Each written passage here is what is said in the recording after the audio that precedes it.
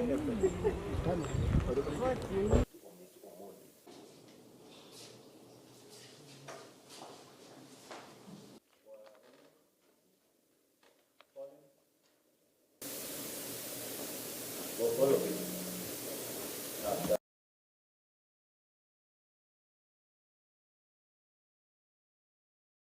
an offence of corruption contrary to Section 47A(3), as led with Section 48 of the Anti-Corruption and Economic Crimes Act (Cap. 65) of the laws of Kenya.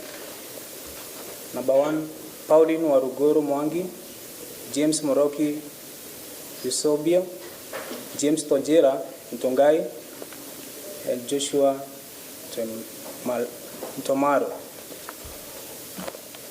On 4th December 2014, at Igembe North constituency in Dale Town, in Meru County, within the Republic of Kenya, being the fund account manager of Igembe North Constituency Development Fund, the chairman, treasurer, and the secretary of Igembe North Constituency Project Management Committee, respectively, conspired to commit a corruption offence, namely to defraud Kenya shillings 4,800,000 only.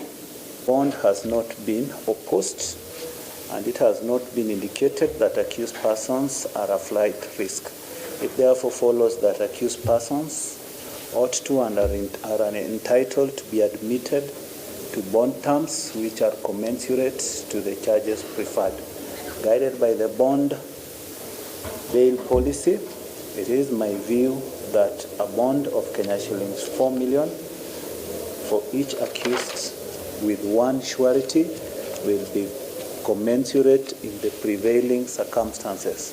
I accordingly admit each accused to a bond of Kenya shillings 4 million with one surety of a similar amount.